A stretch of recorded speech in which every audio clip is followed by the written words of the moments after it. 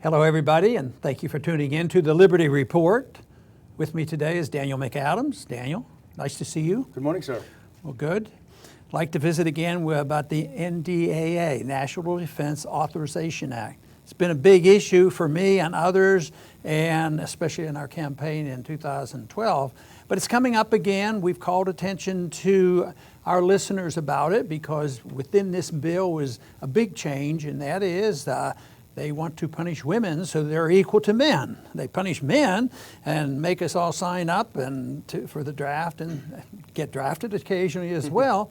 But equality is important, so we have to punish women too. So even though it was done as a joke, it was introduced in the committee. Well, if we're going to have women in combat, let's draft them too, thinking that nobody would accept it. But lo and behold, it sort of backfired to the person that was doing this. So they put it in the bill. So this is coming up. Who knows what will happen? They will have the chance maybe to remove it. But that's a big deal, and it's a big issue, and it motivates a lot of people. Of course, we would like to change that whole provision. How about getting rid of the draft? I worked real hard back in the 70s to try to prevent that from happening when it was reinstated in 79. But the NDAA was important. We talked about it, and you did a lot of work on this when we were in the Congress. But tell us a little bit why this is so important in the process. If we had a process that worked, instead of bipartisan support for warmongering in the military-industrial complex, I mean, if we had a decent system where there was a balance and we didn't have an imperial president, how would this National Defense Authorization Act actually be used? Well, it was so long since we've had regular order in the House, I almost forgot how to do a lot of the things that I did when I first joined your staff. But the authorization process is so important on these bills, and you can sort of think of it, I guess, as the software that runs the appropriations, which is the hardware. The authorization bills tell the executive branch exactly how this money is going to be spent. So that is such a critical part of congressional oversight. And then the appropriation bill comes afterward and gives them the money to spend. So you got to have that software. That's where Congress really exercises so much of its constitutional authority. But sadly, that had gone by the wayside by the time we left. And I'm sure things don't look to be very much better today.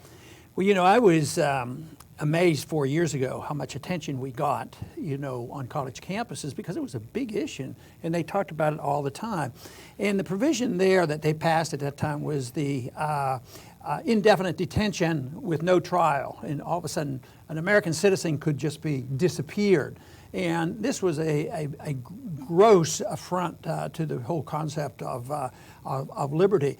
And they also had a word in there, associated forces, which means not only if you're suspect and somebody accuses you of it, they can take you away, but anybody that was an associated force, so if you happen to be on the wrong telephone call or in the wrong building or the wrong church or something like that, you're associated with bad people and you didn't get a trial. So that was a pretty big deal. But I don't hear anybody talking about it. I wonder if there'll be even anybody offer an amendment to strike that. That's what they should be doing right now. Yeah, that was the infamous Section 1021 of the 2012 NDAA, which put that language in.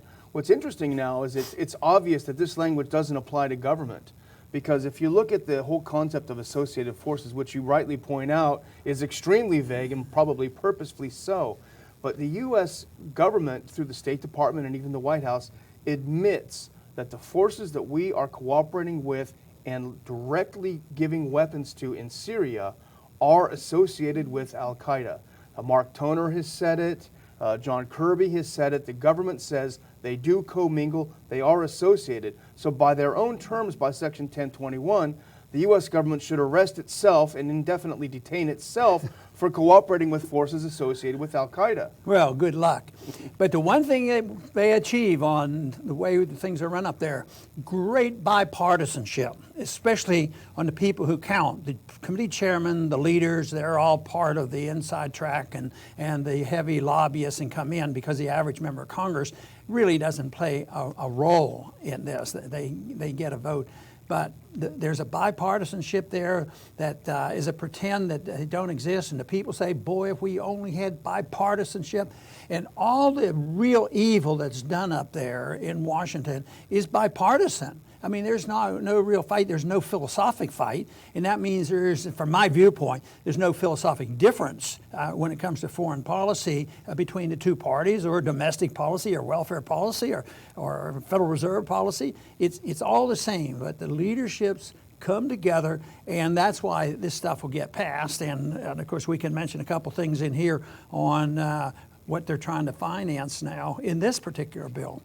Yeah, well, the tail of the tape is there. You know, the baseline defense bill as high, if not higher than ever. We also have the Overseas Contingency Fund, which you referred to in your column this week as the Presidential War Slush Fund, I think, or something like that. You know, which is the case. This is in the 2017 bill, which will be debated on the floor later this week. That $60 billion that the president kind of keeps in his pocket, and if he wants to send some special forces over here, drop a couple bombs over there, he has a little bit of running around money to do that with. That's not what the Constitution envisioned, I don't think. Well, I don't know how many Americans are walking around every day. They've been taught to fear ISIS, and ISIS is going to kill us all, and they never ask why that is coming about. They don't look at the incentive. But the $3.4 billion, of course, is to stop the greatest threat, you know, coming, and they mention it in the bill. It's the Russians, the Russians. And here we have just put up anti-ballistic missiles on their borders, and we go over there and have celebrations and parades because we're right on the border. That would be like Russia coming down and putting missiles and anti-missiles on the Mexico border and having a celebration. And we're doing this. And of course, for the paying for that and the follow-up, we have to stop them because they pose the greatest threat. Where do they get this stuff, and how do they get by with this to say that you know, it just doesn't make any sense? You know, you could see how they could make the case when the Soviet system, you know, had missiles in Cuba or something, that they were dangerous. But for Russia now to be the danger that we have to spend all this money and go to this extreme of provoking, and if the Russians decided to do something, well, why would these missiles right on the border, you know, make the big difference? I think they would know how to use a submarine or something else like that. But once again, I think money is involved, and there's a military-industrial complex, and there's somebody who's going to make a lot of profit. Actually, it's interesting you'd say that, because there was a great piece in Politico, believe it or not, over the last week called "The U.S. Army's War Over Russia," and it was about that exact topic.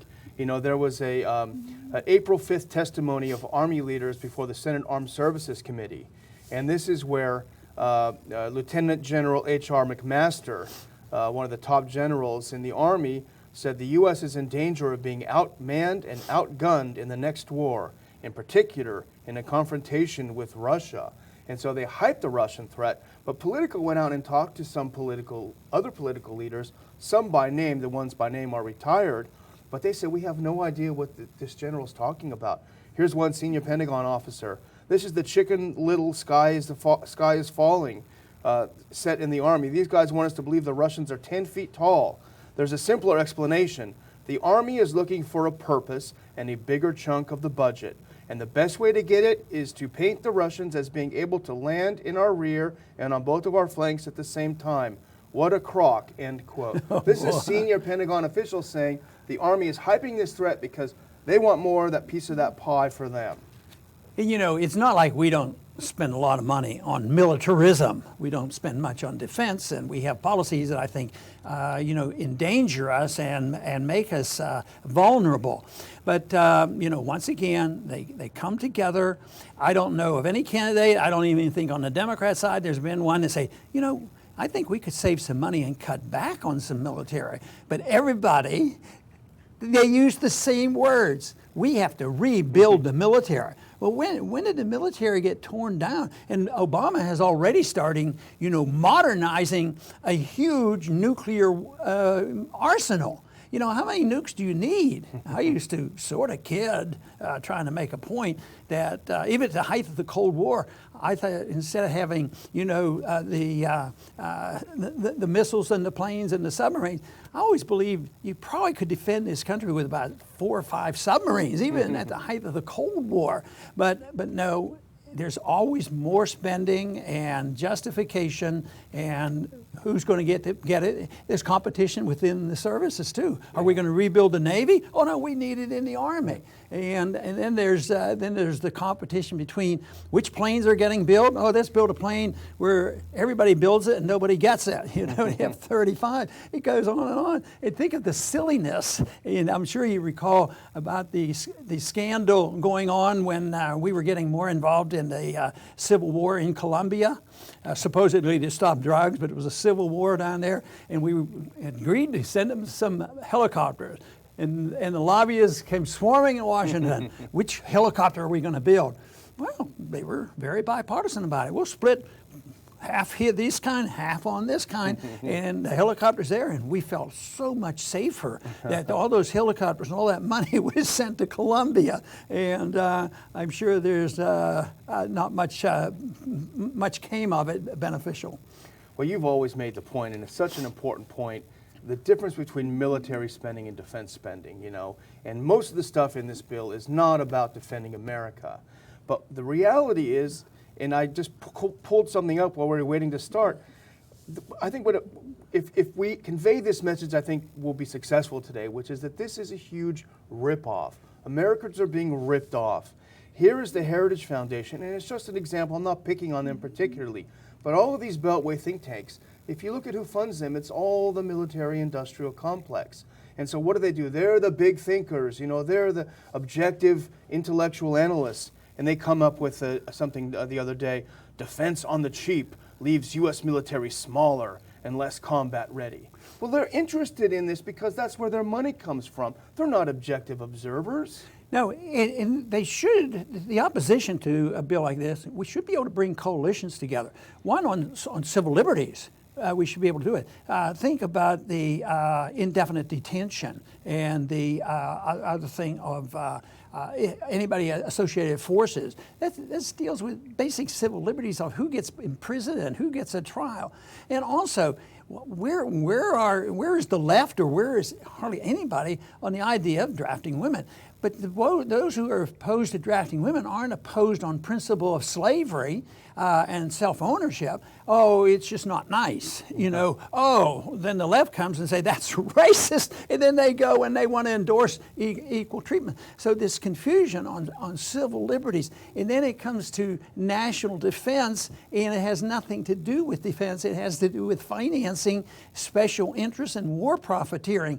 And you should be able to bring people together. But the one thing you cannot do, maybe there's some exception, and that is approach this as a fiscal conservative, because cutting back on military is considered so unpatriotic for a conservative, constitutionalist, pro-American defense that they won't hear of it, so it's never even questioned. It's always increased, and there's no opposition to the massive increases, you know, from the left as well. And guess what? It does contribute to our debt, and it does contribute, you know, to the weakness in the economy. And the economy really, I think, is a big problem, and they're not really talking about it. But in a way, it's related to this, because when you spend money on bombs and missiles and what we do overseas and submarines and nuclear bombs that we don't need, it's real wealth,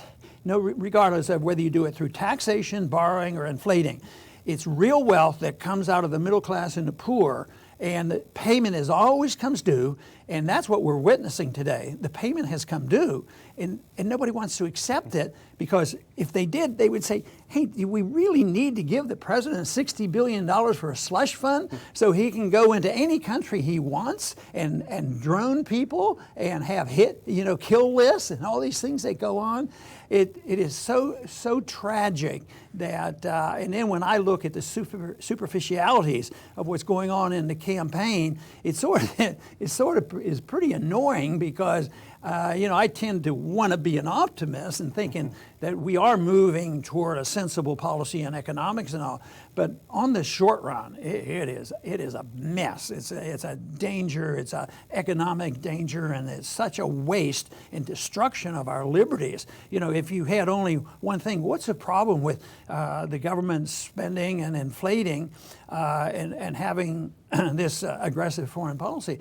Ultimately, it is the undermining of our liberties here at home. It's the attack of our government on our liberties. So the Russians aren't going to come and invade. If they didn't do it during the Cold War and didn't hit us with any bombs, then they're not going to come. But if a person is awake and alert, they would think that the government's protection of civil liberties has to be a little bit more than drafting young women and saying you will be drafted because you want to fight, you want to be on the front lines and you want to be involved, and we'll put you on the front lines, and that is a solution? What is happening to us? Remember when the Patriot Act passed, and you and the small group that opposed it claimed this is going to start being used on the rest of us. Oh, you're crazy, it's conspiracy theorists, and then Ed Snowden came. So why do we have to wait until we find out? At what point are we going to realize that this power they're given, they're going to abuse it?